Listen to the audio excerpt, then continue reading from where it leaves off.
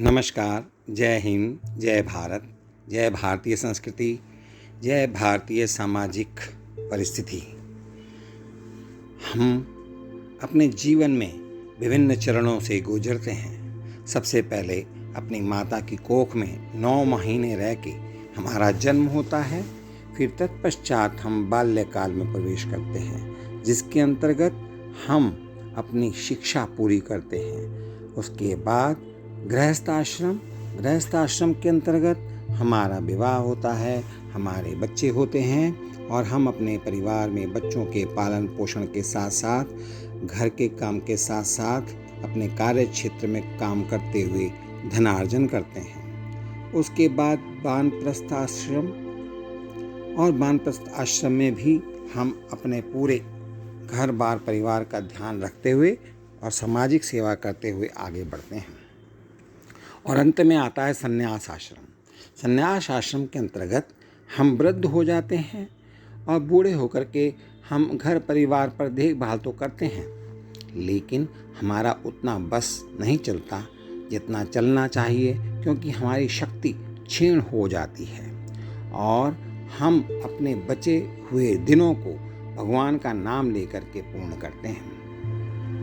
इसमें सबसे महत्वपूर्ण जो समय है वह है हमारा वैवाहिक जीवन। वैवाहिक जीवन के अंतर्गत आजकल के आधुनिक काल में आधुनिकता से भरपूर विभिन्न रंग बिरंगी दुनिया को देखकर हमारे पति पत्नियों के बीच में तलाक के बहुत अधिक केसेस आ रहे हैं। लेकिन इस तलाक के क्या फायदे हो सकते हैं वह भी मैं आज आपको बताऊंगा। कृपया तलाक के फ़ायदों को सुनने के लिए आपको यह वीडियो, यह रचना पूरी तरीके से पूर्ण रूप से सुननी पड़ेगी, तभी आपको तलाक के फ़ायदे पता लगेंगे। वैसे तो हमारा जीवन पति पत्नी का आपस में प्यार का जीवन होता है। अब पति ने पत्नी को कुछ बोल दिया, पत्नी ने पति को कुछ बोल दिया और तुरंत के तुरंत डिसीजन, निश्चय, निर्णय, तलाक। वाह, क्या दुनिया बन गई है। पति ने पत्नी को किसी बात पर 3 थप्पड़ जड़ दिए। पत्नी ने इसके जवाब में अपना सैंडल पति की तरफ फेंका। सैंडल का एक सिरा पति के सिर को छूता हुआ निकल गया। मामला रफा दफा हो भी जाता, लेकिन पति ने इसे अपनी तौहीन समझी। रिश्तेदारों ने मामला और पेचीदा बना दिया। ना सिर्फ पेचीदा बना दिया बल्कि संगीन बना दिया। सब रिश्तेदारों ने इसे खानदान की नाक कटना कह दिया। यह भी कहा पति को सैंडल मारने वाली औरत कभी भी वफादार नहीं हो सकती और ना ही वह कभी पतिव्रता हो सकती है। लड़के ने लड़की के बारे में और लड़की ने लड़के के बारे में कई असुविधाजनक, अपमानजनक बातें कहीं, जो कि एक सभ्य परिवार के लिए शोभा नहीं देता। अब क्या होता है, मुकदमा दर्ज कराया जाता है तलाक के लिए। पति ने पत्नी की चरित्रहीनता का तो पत्नी ने दहेज उत्पीड़न का मामला दर्ज कराया। 6 वर्ष तक शादीशुदा जीवन बिताने और एक बच्ची के माता पिता होने के बाद भी आज दोनों में तलाक हो गया और पिछले 6 वर्ष से वह अलग अलग रह रहे थे। पति पत्नी के हाथ में तलाक के कागजों की प्रति आ गई थी। अब समय था जुदा होने का, अलग होने का। दोनों चुप थे, दोनों शांत थे, दोनों निर्विकार थे और किसी भी प्रकार की बातचीत उनकी आपस में नहीं हो रही थी। मुकदमा तो 2 साल तक चला था और अंत में वही हुआ जो सब चाहते थे, यानी कि तलाक हो गया। अब यह महज इत्तेफाक ही था कि उस समय तलाक के समय दोनों पक्षों के रिश्तेदार आए हुए थे और सभी एक ही टी स्टॉल पर बैठकर चाय पी रहे थे, कोल्ड ड्रिंक पी रहे थे, नाश्ता कर रहे थे, आपस में बतिया रहे थे, बातें कर रहे थे। और यह भी महज इत्तेफाक ही था कि तलाकशुदा पति पत्नी भी एक ही मेज के आमने सामने जा बैठे। लड़की की बेंच और वो दोनों लकड़ी की बेंच और वो दोनों बैठे हुए थे। और उस समय स्त्री ने बोला, पत्नी ने बोला, कांग्रेचुलेशंस, आप जो चाहते थे वही हुआ, तलाक हो गया। पुरुष बोला, तुम्हें भी बधाई हो, तुमने भी तो तलाक देकर जीत हासिल की। स्त्री बोली, पत्नी बोली, तलाक क्या जीत का प्रतीक होता है? पति बोला, तुम बताओ। पुरुष के पूछने पर स्त्री ने उत्तर नहीं दिया। वो चुपचाप बैठी रही। फिर बोली, तुमने मुझे चरित्रहीन कहा था। अच्छा हुआ, अब तुम्हारा चरित्रहीन स्त्री पत्नी से पीछा छूट गया। पति बोला, वो मेरी गलती थी, मुझे ऐसा नहीं कहना चाहिए था। अब पत्नी की आवाज सपाट थी, न दुख था, न गुस्सा था, न जबान में कड़वाहट थी। पत्नी बोली, मैंने बहुत मानसिक तनाव झेला है पिछले 6 वर्षों में। पति बोला, जानता हूं, पुरुष इसी हथियार से स्त्री पर वार करता है, जो स्त्री के मन और आत्मा को लहूलुहान कर देता है। तुम बहुत उज्जवल हो, तुम्हें एक सादगी का जीवन तुम्हारे अंदर है। मुझे तुम्हारे बारे में ऐसी गंदी बातें नहीं करनी चाहिए थी। मुझे बेहद अफसोस है, पुरुष ने कहा। अब ऐसे समय में जबकि तलाक हो चुका है और बिना गुस्से के यह सब बातें चल रही हैं। स्त्री चुप रही। उसने एक बार पुरुष को देखा। कुछ पल चुप रहने के पश्चात पुरुष ने गहरी सांस ली और फिर पति बोला, तुमने भी तो मुझे दहेज का लोभी कहा था कि मैं तुम्हें दहेज के लिए प्रताड़ित करता हूं। पत्नी पुरुष की तरफ, पति की तरफ देखते हुए बोली, गलत कहा था मैंने। कुछ देर चुप रही, फिर बोली, मैं कोई और आरोप लगाती, लेकिन मैं नहीं चाहती थी। प्लास्टिक के कप में चाय आ चुकी थी। दोनों ने अपनी चाय उठाई और चाय पीने लगे। स्त्री ने जैसे ही चाय उठाई, चाय जरा सी छलक गई। गरम चाय पत्नी के हाथ पर गिरी, स्त्री के हाथ पर गिरी की आवाज निकली। पुरुष के गले में भी उसी क्षण ओह ये क्या हो गया की आवाज निकली। स्त्री ने पुरुष को देखा, पुरुष ने स्त्री को देखे और इस प्रकार दोनों एक दूसरे को देखे जा रहे थे। अब तुम्हारा कमर का दर्द कैसा है? पति ने सवाल किया। क्योंकि पत्नी को कभी कभी काम करते हुए कमर का दर्द होता था, तो पति ने पूछा, तुम्हारा कमर का दर्द कैसा है? स्त्री ने जवाब दिया और बात खत्म करनी चाहिए। ऐसा ही है, कभी बॉबरान लगाती हूँ तो कभी कॉम्बी फ्लेम ले लेती हूँ, कभी कोई टैबलेट ले लेती हूँ, कभी वाम लगा लेती हूँ, इस प्रकार से। और फिर पति ने फिर से पूछा, तुम एक्सरसाइज भी तो नहीं करती ना? पत्नी ने पूछा, चलो जो भी है, लेकिन तुम्हारे अस्थमा की क्या कंडीशन है? फिर दोबारा अटैक तो नहीं पड़े? पति ने, यानी कि जो अभी पूर्व पति ने जानकारी दी। अस्थमा, डॉक्टर सूरी ने तो स्ट्रेन बताया है, मेंटल स्ट्रेस कम करने को कहा है। पूर्व पत्नी स्त्री ने पुरुष को देखा, अपने पूर्व पति को देखा और देखती रही एकटक, जैसे पुरुष के चेहरे पर छपे तनाव को पढ़ रही हो। पत्नी ने पुरुष के चेहरे से नजरें हटाई और फिर से पूछा, इनहेलर तो लेते रहते हो ना? पूर्व पति ने जवाब दिया, हाँ लेता रहता हूँ, आज लाना याद नहीं रहा, नहीं तो मैं आज भी ला रहा था।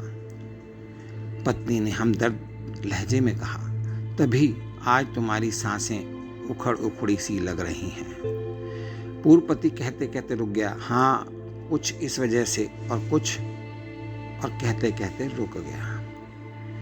पत्नी ने बात पूरी की, पूर्व पत्नी ने बात पूरी की, हाँ कुछ तनाव के कारण भी। पुरुष यानी कि पूर्व पति कुछ सोचता रहा, फिर बोला, तुम्हें 4 लाख रुपए देने हैं और 6,000 रुपये महीना भी देना है। यानी कि तलाक के पश्चात पत्नी को 4 लाख रुपए देने पड़ेंगे और 6,000 रुपये हर महीना भरण पोषण के लिए देना पड़ेगा। पत्नी बोली, हाँ। फिर पत्नी ने फिर स्पष्ट किया, वसुंधरा वाले फ्लैट की कीमत तो 20 लाख रुपए होगी, मुझे सिर्फ 4 लाख रुपए चाहिए। पुरुष यानी पूर्व पति ने कहा, बिटिया अभी बड़ी हो गई है, 100 खर्चे होते हैं, तुम्हारे ऊपर बहुत ज़्यादा भार आ गया, और 4 लाख के साथ साथ 6,000 रुपये महीना देना तुम्हारे लिए कम पड़ेगा।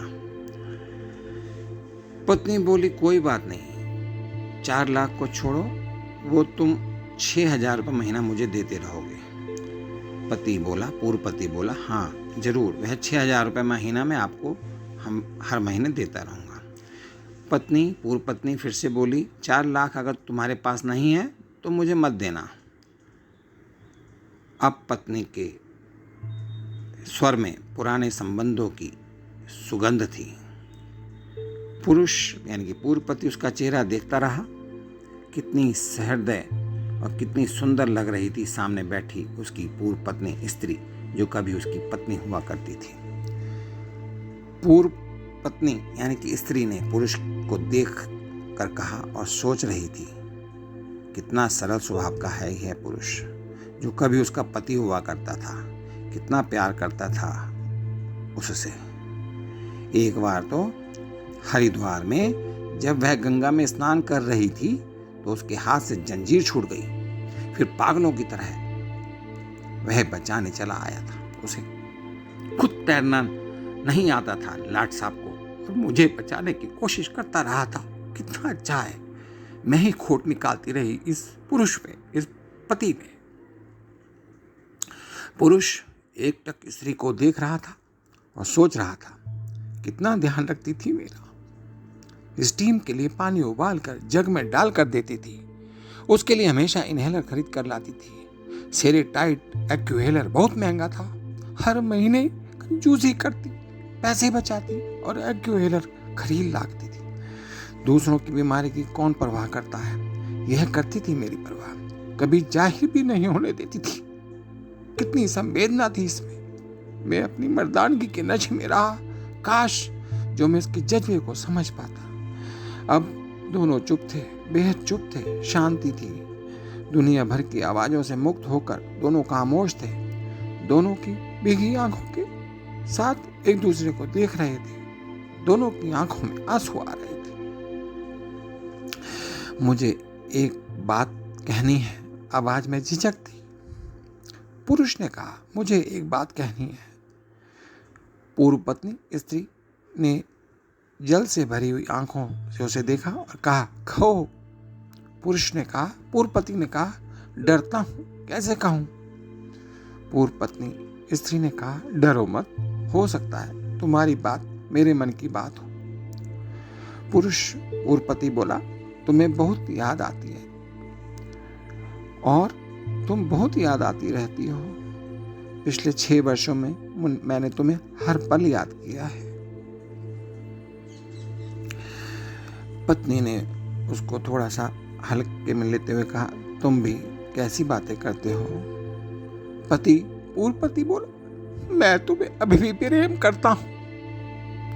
पूर्व पत्नी ने कहा, मैं भी तुम्हें अभी बहुत प्रेम करती हूं। दोनों की आंखें कुछ ज्यादा ही सजल हो गई थी। दोनों की आवाज जज्बाती और चेहरे मासूम बन गए थे। अब पूर्व पति की बारी थी। उसने कहा, क्या हम दोनों जीवन को नया मोड़ नहीं दे सकते। पूर्व पत्नी ने आश्चर्यचकित होकर कहा, कौन सा नया मोड़। पति ने फिर से कहा, हम फिर से साथ साथ रहने लगे, एक साथ पति पत्नी बनकर, बहुत अच्छे दोस्त बनकर। पूर्व पत्नी ने पूछा, तो फिर ये तलाक के पेपर, अभी तो तलाक हो गया ना। पूर्व पति ने कहा, फाड़ देते हैं इसको, हमें नहीं चाहिए तलाक। अपने हाथ से तलाक के कागजात लेकर फाड़ दिए। फिर स्त्री ने भी वही किया। स्त्री ने भी अपने हाथ में रखे हुए पूरे पेपरों को फाड़ दिया। तलाक के पेपर फट चुके थे। दोनों उठ खड़े हुए, एक दूसरे के हाथ में हाथ डालकर मुस्कुराए। दोनों पक्षों के रिश्तेदार हैरान परेशान थे। दोनों पति पत्नी हाथ में हाथ डाले घर की तरफ चले गए। घर तो सिर्फ और सिर्फ पति पत्नी का था ना, बाकी रिश्तेदार तो मजे ले रहे थे। पति पत्नी में प्यार और तकरार एक ही सिक्के के 2 पहलू हैं। जरा सी बात पर कोई ऐसा फैसला ना ले कि आपको जिंदगी भर अफसोस करना पड़े। मैं आपसे गुजारिश करता हूँ, मैं आपसे प्रार्थना करता हूँ, मैं आपसे अनुरोध करता हूँ, मैं आपसे हाथ जोड़कर विनती करता हूँ कि आप अपने पति पत्नी के रिश्ते में कभी भी दरार ना आने दें, किसी की बातों को ना सुने। पति को पत्नी के दुखों को समझना चाहिए, पत्नी को पति के दुखों को समझना चाहिए और उसकी परेशानियों को समझना चाहिए। और कभी भी यह जबान, यह जीभ, यह मुंह में ऐसा कोई भी शब्द ना निकालें जो पति या पत्नी को आहत करे। यदि आप प्रेम के साथ आपस में मिलकर रहेंगे तो आपका जीवन स्वर्ग बन जाएगा। तलाक तो क्या है, एक पेपर का टुकड़ा है। जाइए कोर्ट में, 6 महीने बाद तलाक मिल जाएगा, लेकिन उसके बाद के जीवन का क्या। मेरा यहाँ पर कहने का तात्पर्य ये है, यदि आप किसी के साथ विवाह करते हैं, किसी के साथ शादी करते हैं और जीवन भर का जब साथ निभाने का वायदा करते हैं तो दोनों मिलकर के साथ में निभाओ ना। एक दूसरे को ऐसी कोई कड़वी बात मत बोलो, हमेशा एक दूसरे का साथ दो। जहाँ पर कभी किसी की आत्मा को आहत होता है तो मान लीजिए पत्नी दुखी हुई तो पति को उसको प्यार से बात करके उसके दुख का निवारण करना चाहिए, ना कि उसको कुछ गलत शब्द, अपशब्द या गालियाँ या ऐसे कोई बातें करनी चाहिए जिससे उसकी आत्मा आहत हो। आपको मैं ये एक कहानी सुना रहा हूँ, ऐसा नहीं है, यह जीवन की वास्तविकता है। हम जोश में आकर कुछ भी निर्णय ले लेते हैं और तलाक के लिए अप्लाई कर देते हैं। यह इतना आसान नहीं है। जीवन हम सोचते हैं बहुत लंबा है, लेकिन इतना लंबा भी नहीं है कि हम इस जीवन में बार बार विवाह शादी करके तलाक लेते रहें और आगे बढ़ें। ऐसा नहीं हो पाता। आपके जीवन में तनाव भर जाएगा, आपके जीवन में स्ट्रेस आ जाएगा, आप पागल हो जाएंगे यदि आप आपस में एक दूसरे को गलत भावना से बोलेंगे, एक दूसरे पर लांछन लगाएंगे। तो मेरी आपसे यही आशा करता हूँ कि आप हमेशा आपस में पति पत्नी प्यार से बातचीत करिए, प्यार से रहिए, प्यार से घूमिए फिरिए। यही जीवन है और कुछ नहीं रखा इस जीवन में, और कुछ भी नहीं है। मैं आपको बता रहा हूँ, अगर आप अपनी पति पत्नी आपस में मिलकर अपने बाल बच्चों परिवार का पालन पोषण करते हुए, भगवान का ध्यान करते हुए, पूजा पाठ करते हुए अपने जीवन को आप व्यतीत करेंगे तो आपके जीवन में जो स्वर्ग है वो यही स्वर्ग है, यही है स्वर्ग। तो मेरी आपसे यह विनती है कि यदि आपको मेरी यह रचना अच्छी लगी, पसंद आई, तो कृपया मेरे इस चैनल को सब्सक्राइब कीजिए, और ताकि मुझे प्रेरणा मिले, मैं आपके सभी लोगों के लिए, सभी व्यक्तियों के लिए, सभी नर नारियों के लिए अच्छी अच्छी रचनाएं बनाकर लाता रहूं, जिससे एक सकारात्मक सोच समाज में, देश में उत्पन्न हो। इन्हीं शब्दों के साथ मैं आप सभी परिवारजनों के लिए शुभकामनाएं, मंगल कामनाएं करता हूं। आप सदैव सुखी रहें, स्वस्थ रहें और हमेशा अपने जीवन में आनंद लेते रहें। नमस्कार, जय हिंद, जय भारत।